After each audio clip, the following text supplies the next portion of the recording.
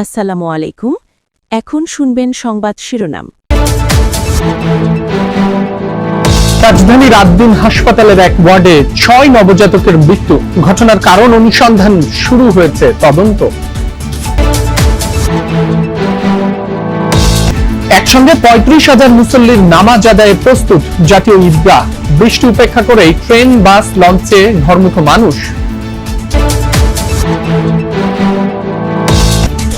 রাজধানীর নদ্দায় ২ বাসের সংঘর্ষে ৪ জনের প্রাণহানি, আহত ১০ থেকে ১২ জন। রংপুরে গাছের সাথে ট্রলির ধাক্কায় এক যাত্রীর মৃত্যু। ভোর থেকে এই কোরবানির হাটে বৃষ্টির বাগড়া, কয়েকদিনের তুলনায় গরুর দাম পড়তির দিকে। এখন শুনবেন বিস্তারিত। রাজধানীর মগবাজারে আদ্দিন মেডিকেল কলেজ হাসপাতালে নবজাতক ইউনিটে একসঙ্গে অন্তত ৬ শিশুর রহস্যজনক মৃত্যু হয়েছে। ঠিক কি কারণে তাদের মৃত্যু হয়েছে তা এখনো নিশ্চিত হতে পারেনি দায়িত্বশীল কোনো কর্তৃপক্ষ। তবে ভুক্তভোগীদের অভিযোগ, ভোর থেকে নবজাতক ওয়ার্ডে এসি বন্ধ ছিল এবং উৎকট দুর্গন্ধ পাচ্ছিলেন তারা। এজন্য হাসপাতাল কর্তৃপক্ষের অবহেলাকেও দায়ী করেন ভুক্তভোগীরা। তবে এই অভিযোগ প্রত্যাখ্যান করেছে হাসপাতাল কর্তৃপক্ষ।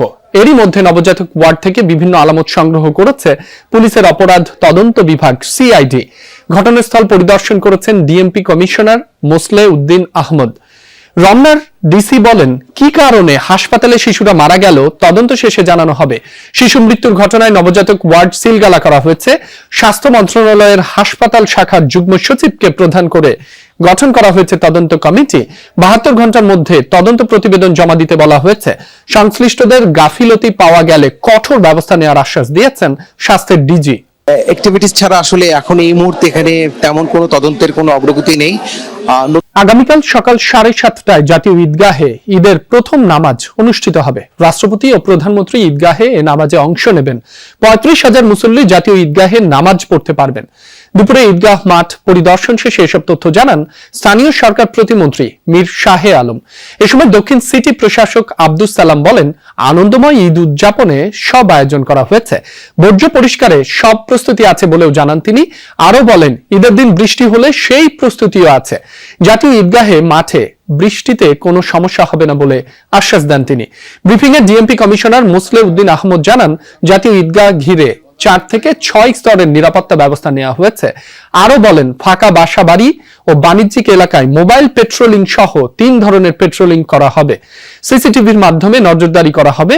ঈদ জামায়াত কেন্দ্রিক নিরাপত্তায় ১৫০০ পুলিশ থাকবে এবং পুরো ঢাকায় ১৫,০০০ পুলিশ সদস্য মোতায়েন থাকবে বলেও জানানো হয় ব্রিফিংয়ে। পরিবার পরিজনের সাথে ঈদ করতে রাজধানী ছাড়ছেন নগরবাসী। বৃষ্টির মধ্যে বাস, ট্রেন ও লঞ্চে করে যে যেভাবে পারছেন ফিরছেন বাড়ি। সকালে রাজধানীর কমলাপুর রেল স্টেশনে কিছুটা যাত্রী ভিড় থাকলেও বেলা বাড়ার সাথে সাথে সেটি কমে এসেছে। ট্রেনের ভেতরে দাঁড়ানোর জায়গা না পেয়ে টিকিট কেটেও উঠতে পারছেন না অনেকে। রেলের এই অব্যবস্থাপনা নিয়ে ক্ষোভ জানিয়েছেন যাত্রীরা। আজ সবগুলো ট্রেনই সময় মতো ছেড়ে গেছে। মুষলধারে বৃষ্টিতে ভোগান্তিতে পড়েছেন যারা ছাদে চড়ে বসেছিলেন। পথেও বাড়ি যাচ্ছেন নগরবাসী। সদরঘাট লঞ্চ টার্মিনালে যাত্রীদের ভিড় রয়েছে। যাত্রী বোঝাই করে লঞ্চগুলো ছেড়ে যাচ্ছে। সকালে বৈরী আবহাওয়ার কারণে কিছু সময় লঞ্চ চলাচল বন্ধ রাখে বিআইডব্লিউটিএ। পরে পরিস্থিতি কিছুটা স্বাভাবিক হলে সতর্কতার সাথে লঞ্চ চলাচল শুরু হয়।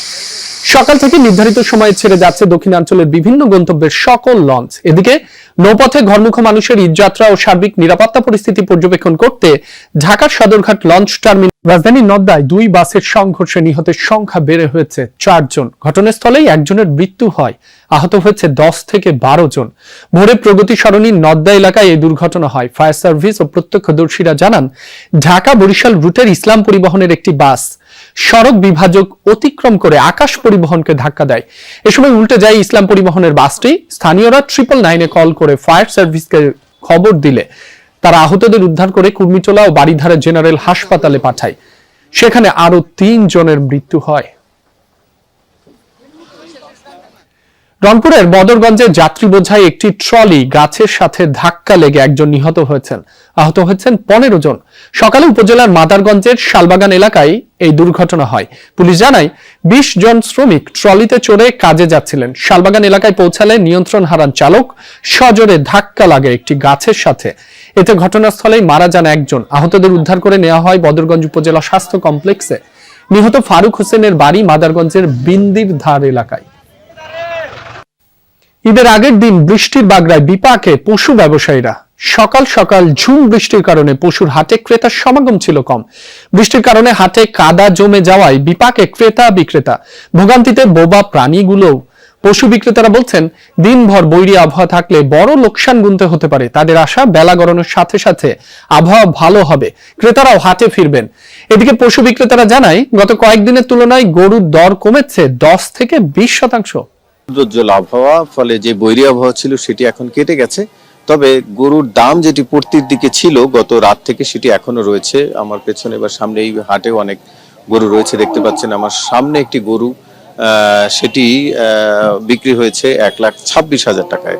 এটি আসলে বোঝার জন্য, যেহেতু ছবিতে তো যেহেতু গরুর আকার কতটা বোঝা যায়, যদি অনুমান করে বলি, হয়তো তারা বলছেন 3 থেকে 4 মণ ওজন হতে পারে, মাংসের ওজন হতে পারে। সেই হিসেব করে একটি আনুমানিক, অর্থাৎ এরকমের দামে বিক্রি হচ্ছে।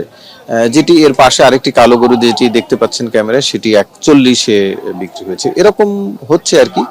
তবে বাজার মূল্য যেটি দেখা যাচ্ছে এর আগের, অর্থাৎ 1-2 দিন আগের তুলনায় অন্তত প্রতিটি গরুতেই 20 থেকে 30,000, বা ছোট গরুর ক্ষেত্রে হয়তো 10,000 টাকা কম বা 15,000 টাকা কমে বিক্রি হচ্ছে। বড় গরুর ক্ষেত্রে ক্রেতা তুলনামূলকভাবে কম। যেমন সামনের যে গরুটি দেখতে পাচ্ছেন, সেটি যিনি বিক্রেতা তিনি 2 লাখ পেলে বিক্রি করে দিবেন, কিন্তু সেই পরিমাণ দাম কেউ বলছেন না। এখন পর্যন্ত 160-70 পর্যন্ত উঠছেন, এবং তিনি লস হবে বলে সেটি বিক্রি করছেন না। এমন পরিস্থিতি রয়েছে হাটে।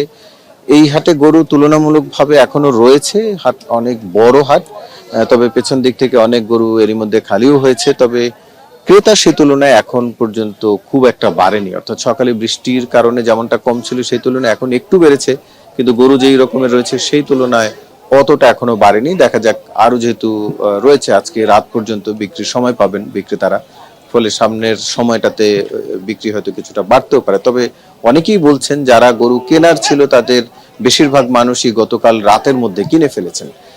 ফলে গরুর একটি যে বাজার পরিস্থিতি, সেটি এরই মধ্যে বোঝা গেছে। আমাদের কোরবানি পুরোপুরি শুদ্ধ হচ্ছে কিনা সবাই জানি। সামর্থ্যবানদের জন্য কোরবানি ইসলামের অবশ্য পালনীয় বিধানগুলোর অন্যতম একটি।